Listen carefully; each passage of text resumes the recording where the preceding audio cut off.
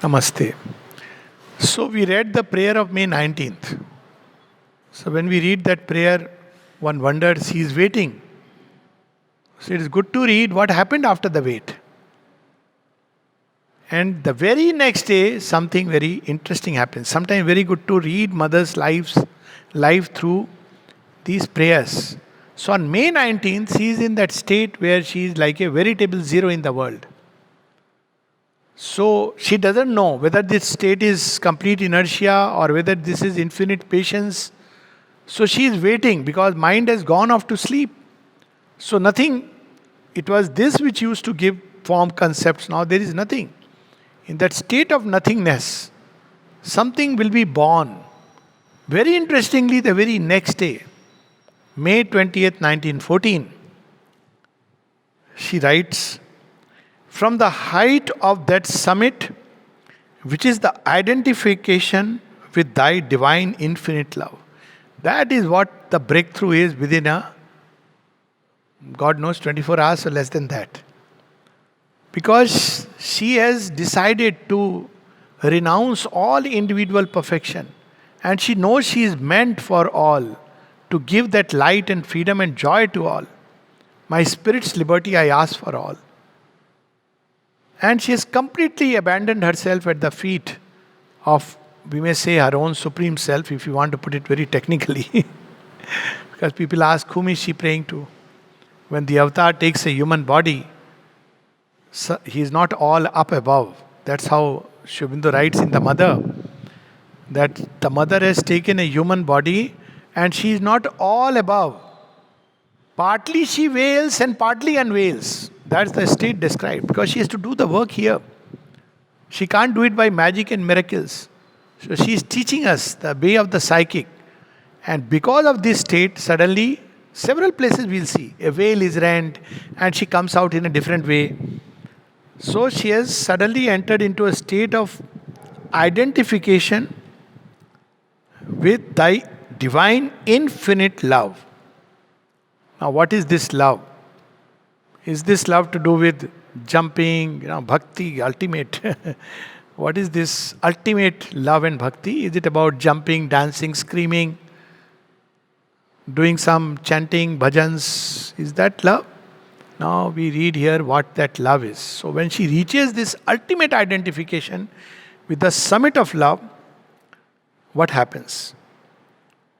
It's a spiritual odyssey. Sometimes I feel it's a great adventure that we are reading. So what happens there? Thou didst turn my eyes to this complex body which has to serve thee as thy instrument. From that height she is looking at the body. And what she finds, this has to become the instrument. And thou didst tell me, it is myself. Dost thou not see my light shining in it? She is not asking us to take care of the body out of fear. Sri Aurobindo says one of the signs that you discover the soul is that you are no more afraid of death and you don't care what happens to your physical being. It is a state through which one goes. But here now she has to turn her attention, shown, look here, I am also in this body, in each cell, in each atom. That is described elsewhere. And what does she see? And indeed I saw. You see, like an epic it is reading. All the epics that we read, suspense novels, it pales into insignificance. Look at this journey. From this she has risen to infinite summit of infinite love. Then she turns, then she sees there is the body. And then she hears that voice command that see me in here. And then what does she see? What does she see? And indeed I saw thy divine love clothed in intelligence. In several layers it will come. Intelligence. Because there is divine love, human intelligence can help us turn towards the heights. It is the task of the divine love. Divine love is laboring to carry everything upwards towards the divine. So she sees the divine love clothed as intelligence. We may misuse it, that's a different thing altogether. Then in strength, where does the strength come from? Which helps us go through all the trials, tribulations, rigors of the journey. It is love.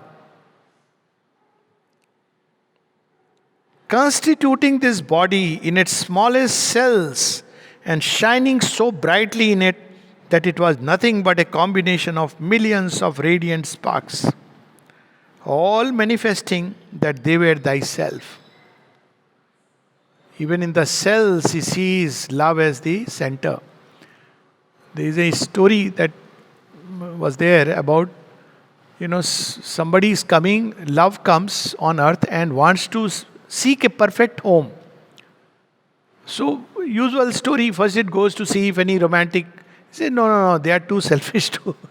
Then it goes into a family, then it goes into a kingdom. Then much later, love sees a martyr who is fighting for a great idea and he sacrifices himself. And love says, here at this point, I choose him as my home. And there is another very interesting experience of the mother. There used to be this tantric Swami who used to come and so they, do his own tricks, whatever. That's a whole story chapter in ashram life. Very interesting chapter though.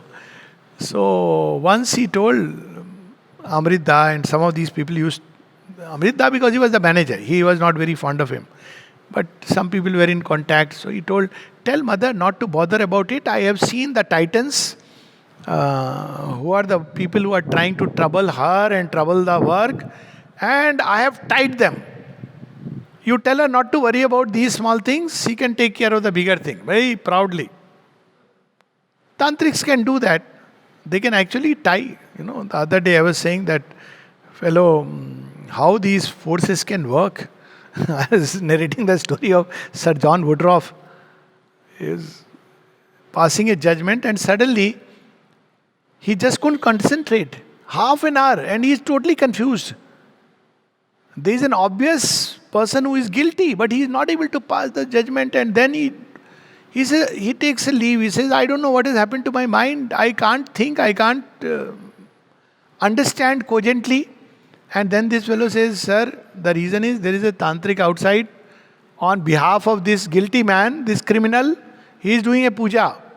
And you can't understand anything because he has passed on to you these forces of confusion.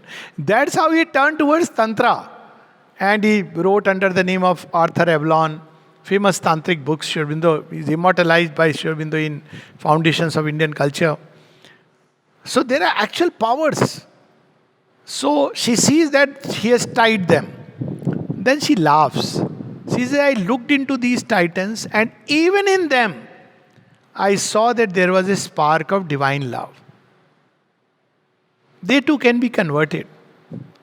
And he says, this is the problem with these people. They can do these things, but this is not the cure, this is not the transformation. Because how long will you tie? After some time, they'll be released. You can't, there's nothing like a permanent mantra. Permanence is only with the divine. Anything you do will always have a temporary effect.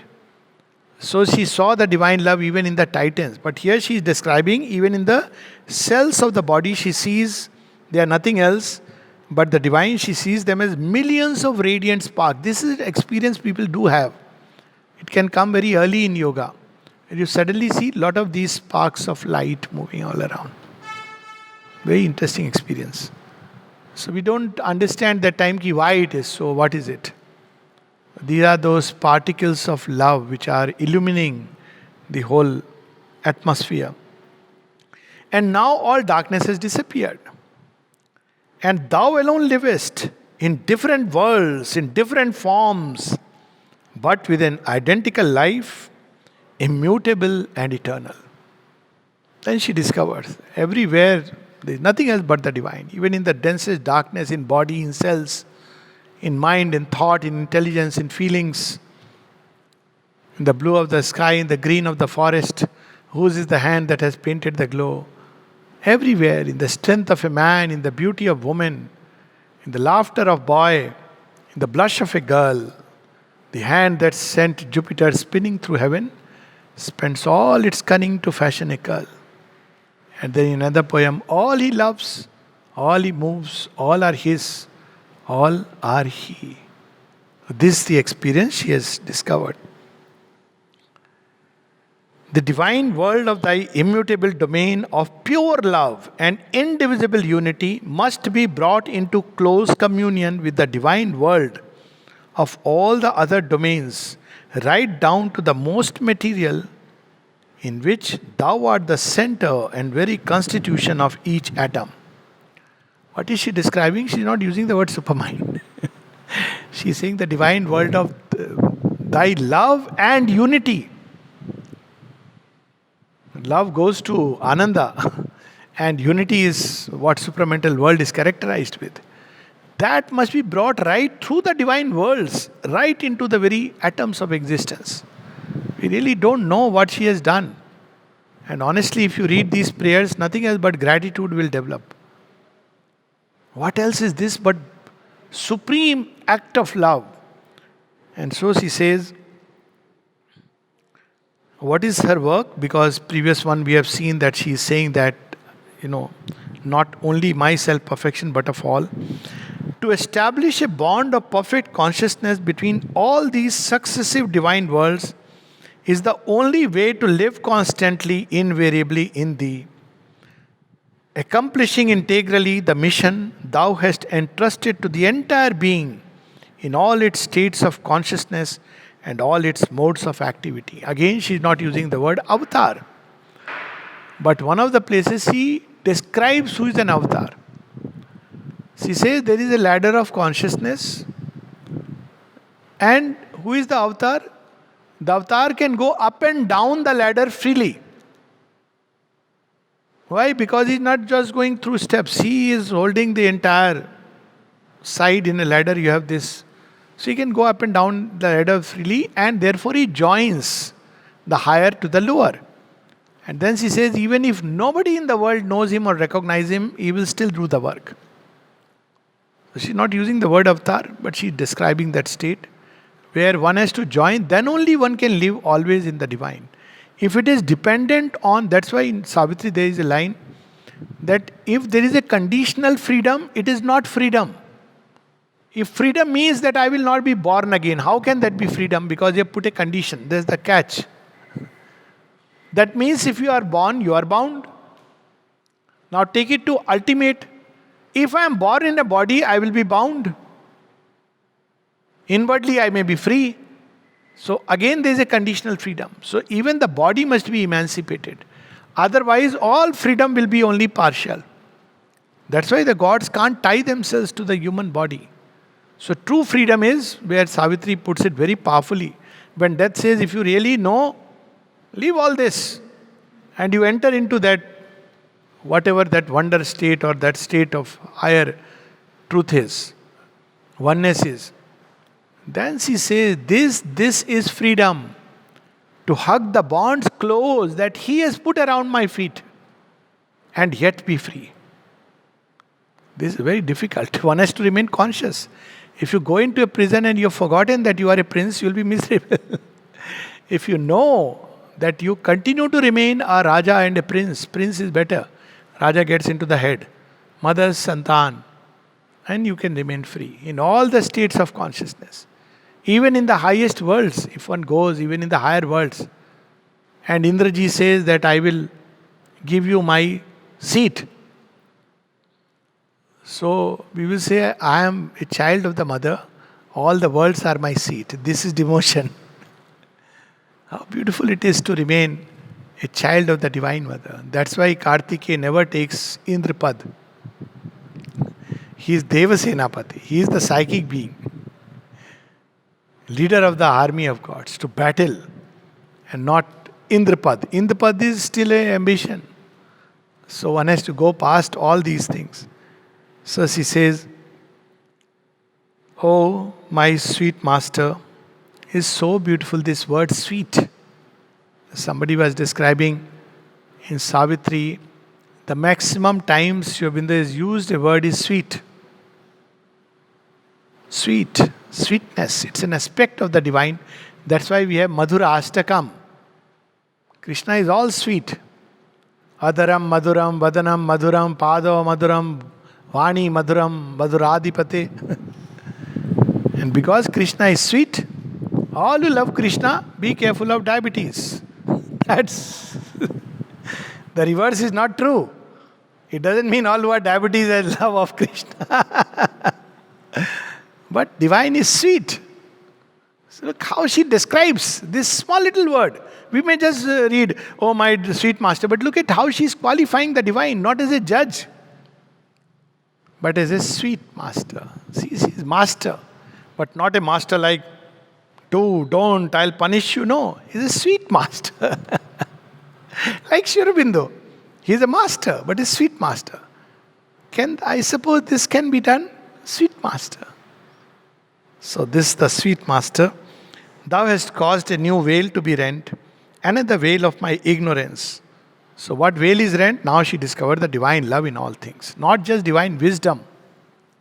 Vedanta is about discovering that knowledge in all things. Mind you, she has gone beyond. That's what Sri Aurobindo said. She has discovered the divine love in all things. So she says, that's why when death says, no, knowing thou shalt cease to love. Death challenges Savitri. If you know, you will stop loving. And Savitri says, I know that knowledge is a vast embrace. When I have loved fully, then I shall know. So she puts that beyond, because knowledge is unity. What is the power that can create unity is love. Unity in creation, unity of creation with Creator, unity with the Creator. There is one power which creates unity like this, and that is love. So she says, one veil has been rent, and without leaving my blissful place in the eternal heart, I am at the same time in the imperceptible but infinite heart of each of the atoms constituting my body. And people say, Mother has passed away. One of the biggest statements, false statements I find. I can still understand Mother was born, means she entered a body. She took a human body. But Mother departed. She discovered herself in each atom of existence. Within us she is here. And that's what we see in the Supreme. She says, you know how we work? In each cell, in each atom we are there, and Sri Aurobindo opens the door and I do the work. She's there within us. At this point of time, in each atom she is there. Now we'll say, but we don't know it. That's our blindness. My knowing, not knowing, it cannot be the criteria of truth. But she can be discovered. Because she is there, intelligence continues to strive toward divine. Because she is there, our strength refuses to give up. Because she is there, peace can return to man's war-torn heart. And because she is there, men refuse to give up and continue to undertake the forward march. So she says, simultaneously, she is in the eternal heart as well as she is in each atom, constituting my body. Strengthen this complete and perfect consciousness. Now, this must be completely established. This is an experience, it must change into realization. That's what is the difference.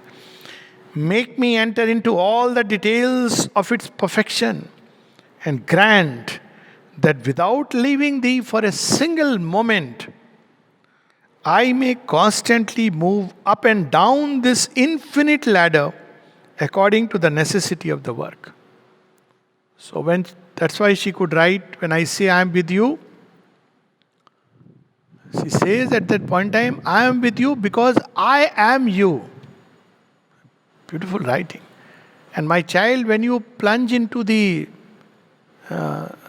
you fall down and enter into the abyss, I plunge with you. I do not stand on the shore and watch and say, oh, you made a mistake. You foolish fellow. She says, I plunge. And this is not about one person. She says, you may be here, you may be in France, you may be thousands of miles away from Pondicherry. It doesn't matter. Because she is in everyone. So she says, when you plunge, I plunge with you. But she is also in the infinite heart.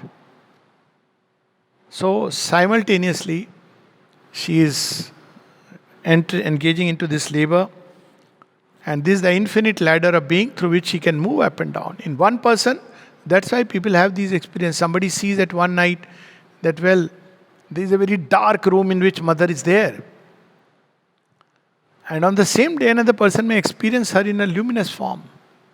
In each one, according to the necessity, there is not one mother, but one mother rather has become infinite mother, In each one of us, we carry something of her, and according to each one's necessity, she guides us.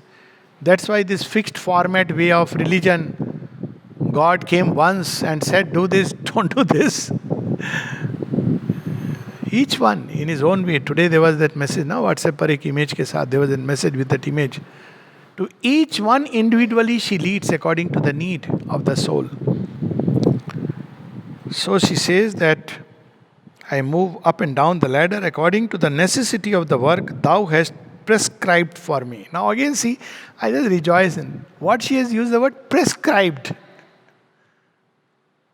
Can you imagine? Imagine a situation, she has gone to her own highest being and says, what is my prescription? What is my lot? It says prescription. Give your love to all. You know that Savitri, where she says that, let us give joy to all, for joy is ours. She tells Satyavan when they return back. Because Satyavan says, what will I do now? She says, not for ourselves. Let us give joy to all. See, joy is ours. Today somebody asked me this question. Sir, supramental हो जाएंगे सब लोग, तो क्या करेंगे? So, when we become supramental, what will do? I said, you'll do much better work, much more work. You'll be full-time busy, don't worry. Because there is so much suffering and pain in the world.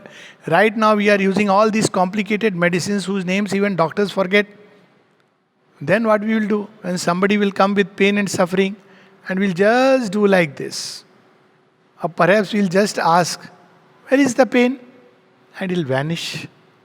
Person will not even know, because that is the supramental action upon earth. We'll make this world beautiful. That's what we are here for.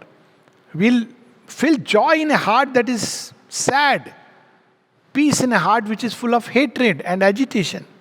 That's the real work.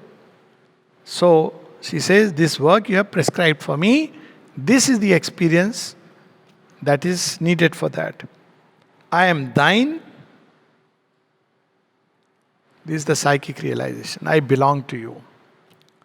I am in thee. This is the cosmos, dwells within the divine, transcendent. So, universal. I am in thee. Wherever I am in thee. Thyself. Now the third is transcendent. I am thyself. In the plenitude of eternal bliss. So all becomes Anandamaya. I am thine. I am in thee. Thyself. In the plenitude of eternal bliss. Namaste.